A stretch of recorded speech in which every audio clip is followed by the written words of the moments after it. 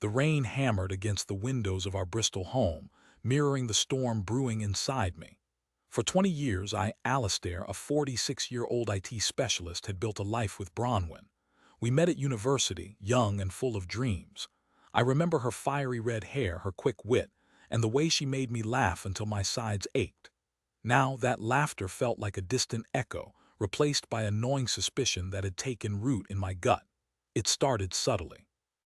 Bronwyn, always meticulous about her schedule, became vague about her whereabouts. Just running errands, she'd say, her eyes flitting away from mine. The late nights at the office increased, followed by hushed phone calls taken in the garden, her voice a low murmur I couldn't quite decipher. I tried to dismiss it as stress. Bronwyn worked as a project manager for a large construction firm, and deadlines were often demanding. But the feeling persisted, a knot tightening in my chest with each passing day.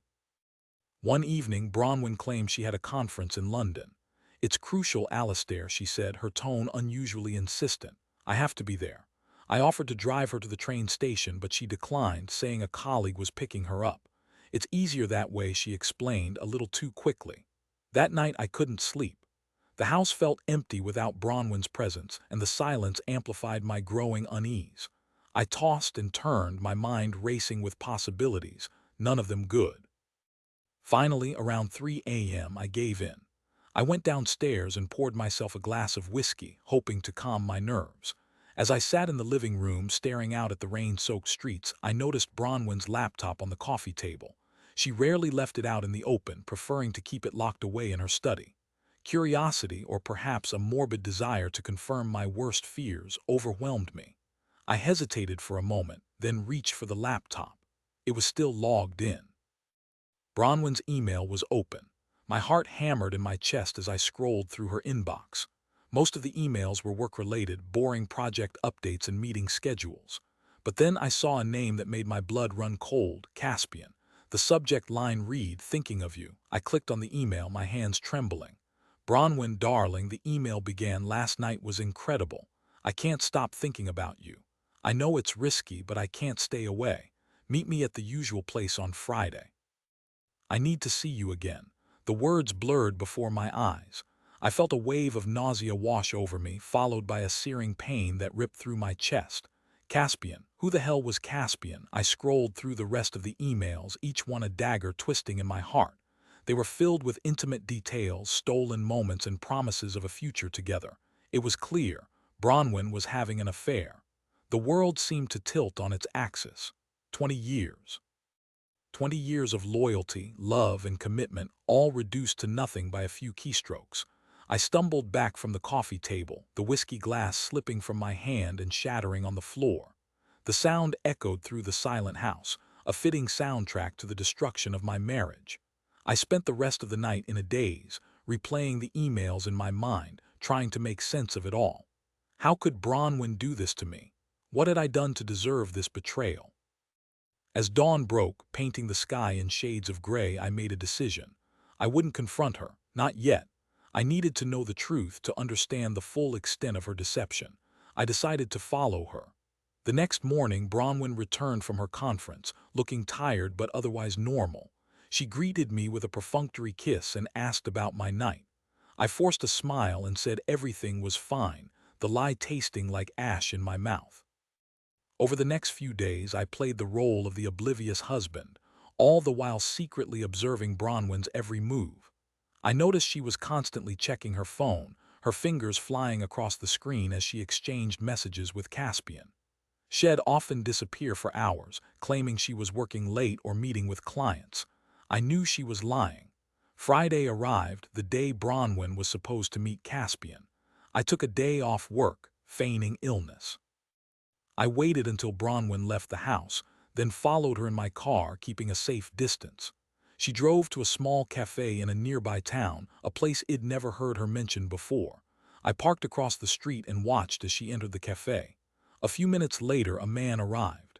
He was tall, handsome, and exuded an air of confidence. It was Caspian. I watched as they greeted each other with a passionate kiss, their bodies pressed together in a way that made my stomach churn. They sat at a table by the window, laughing and talking, their eyes locked on each other. I wanted to storm into the cafe to confront them both, to unleash my rage and pain. But I held back. I needed more evidence. I needed to know everything. I spent the next few hours documenting their rendezvous, taking photos and videos from my vantage point across the street. I captured their every touch, every smile, every stolen glance. I wanted to have irrefutable proof of their affair, something that would leave no room for denial. As the afternoon wore on, they left the cafe and drove to a secluded cottage in the countryside. I followed them, my heart pounding in my chest. I parked my car down the road and crept closer to the cottage, hiding behind the trees. I could hear their voices through the open windows, their laughter and whispers a cruel mockery of my marriage. I knew what was happening inside that cottage. I could imagine them together, their bodies intertwined, betraying the vows they had made to me. The pain was unbearable, a crushing weight that threatened to suffocate me. I wanted to run away to escape the reality of what I was witnessing, but I couldn't. I had to see it through, to gather the evidence I needed to confront Bronwyn and expose her lies. I waited for hours until the sun began to set. Finally, they emerged from the cottage, looking flushed and disheveled. They drove back to town, their faces etched with guilt and satisfaction. I followed them, my mind racing with thoughts of revenge. How could I make them pay for what they had done to me? How could I reclaim my life and my dignity? The opportunity presented itself sooner than I expected. A few days later, Bronwyn announced that she had been promoted at work. "I'm going to be a senior project manager," she said, her eyes shining with excitement. "It's a huge step for my career." I congratulated her, forcing a smile. "That's wonderful, darling," I said, the words dripping with sarcasm. "I am so proud of you." The promotion came with a significant pay raise and a company car.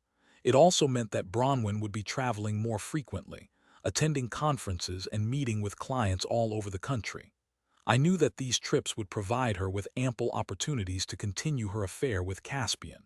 But I also knew that they would give me the chance to exact my revenge. I decided to use Bronwyn's promotion against her. I would let her believe that she was getting away with her deception, all the while secretly plotting her downfall. I started by subtly undermining her confidence at work. I'd make sarcastic remarks about her new responsibilities, questioning her abilities and her judgment. I'd plant seeds of doubt in her mind, making her feel insecure and inadequate. I also began to spread rumors about her affair with Caspian, subtly hinting to her colleagues that she was sleeping her way to the top. I knew that these rumors would eventually reach her boss, and that they would damage her reputation. My plan was working. Bronwyn became increasingly stressed and anxious. She started to doubt herself, questioning her decisions and her abilities. She also became paranoid, suspecting that everyone was talking about her behind her back. Her relationship with Caspian also began to unravel. The pressure of keeping their affair a secret, coupled with Bronwyn's growing insecurity, took its toll. They started to argue more frequently, their stolen moments of passion replaced by accusations and recriminations. I watched with satisfaction as their relationship imploded, their love affair turning into a bitter and acrimonious mess. Finally, the day arrived when I decided to confront Bronwyn. I waited until she came home from work, looking exhausted and defeated. I poured her a glass of wine and sat her down in the living room. "Bronwyn," I said, my voice calm but firm, "we need to talk." She looked at me, her eyes filled with fear. "What is it, Alistair?" she asked, her voice trembling. I took a deep breath and pulled out my laptop.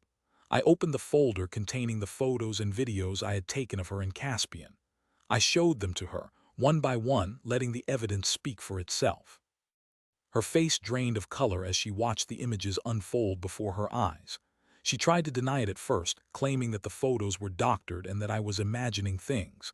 But I wouldn't let her. I presented her with the emails, the phone records, and the eyewitness accounts. I left no room for doubt. Finally, she broke down, sobbing uncontrollably. "It's true, Alistair," she confessed. "I've been having an affair with Caspian." I felt a surge of anger and pain wash over me, but I remained composed. "Why, Bronwyn?" I asked, my voice barely a whisper. "Why did you do this to me?" She struggled to find the words to explain her betrayal. "I don't know, Alistair," she said, her voice choked with tears. "I was bored, I guess. I felt like I was missing out on something. Caspian made me feel alive again. I stared at her in disbelief. "So you threw away 20 years of marriage for a cheap thrill?" I asked, my voice filled with contempt. She didn't answer. She couldn't. I stood up and walked away, leaving her to wallow in her guilt and shame. The next day I filed for divorce. I also contacted Bronwyn's boss and presented him with the evidence of her affair. He was furious. He immediately fired her, citing a breach of company policy. Bronwyn lost everything: her husband, her job, and her reputation. She was left with nothing but the consequences of her own actions. As for Caspian, his wife found out about the affair and kicked him out of the house. He lost his family, his friends, and his social standing. He was ostracized by everyone who knew him. In the end, both Bronwyn and Caspian paid a heavy price for their betrayal. They learned the hard way that actions have consequences, and that cheating can destroy everything you hold dear. As for me, I was left with a broken heart and a shattered dream. But I was also left with my dignity and my self-respect. I had survived the betrayal, and I had emerged stronger and wiser. I knew that I would never be able to fully trust another person again, but I also knew that I deserved to be happy, and I was determined to find that happiness, even if it meant starting over from scratch. I moved to a small cottage in the countryside, far away from the city and the memories of my failed marriage. I spent my days working in my garden, tending to my flowers and vegetables. I found solace in nature, in the beauty and tranquility of the world around me. Slowly but surely, I began to heal. I learned to forgive myself for trusting Bronwyn, and I learned to let go of the anger and resentment that had consumed me for so long. I realized that I couldn't change the past, but I could control my future, and I was determined to make that future a happy and fulfilling one. Years passed. I met someone new, a kind and compassionate woman named Imogen who loved me for who I was. We built a life together, filled with laughter, love, and mutual respect. I finally found the happiness that I had been searching for, the happiness that Bronwyn had tried to steal from me. One day, I received a letter from Bronwyn. She was living in a small apartment in a rundown neighborhood, working as a waitress. She was lonely, miserable, and filled with regret. She apologized for her betrayal, begging for my forgiveness. I read the letter, my heart filled with a mixture of pity and resentment. I knew that I could never forgive her completely, but I also knew that I couldn't hold on to the anger forever. I wrote her back, telling her that I had moved on and that I was happy. I wished her well, but I made it clear that I didn't want to have any further contact with her. I sealed the letter and mailed it, feeling a sense of closure. I had finally put the past behind me, and I was ready to embrace the future. As I stood there, watching the rain fall on my peaceful cottage garden, I knew that I had made the right choices. I had survived the betrayal, and I had emerged stronger and wiser. And I had found happiness again, despite everything that had happened. The storm had passed, and the sun was finally shining through the clouds.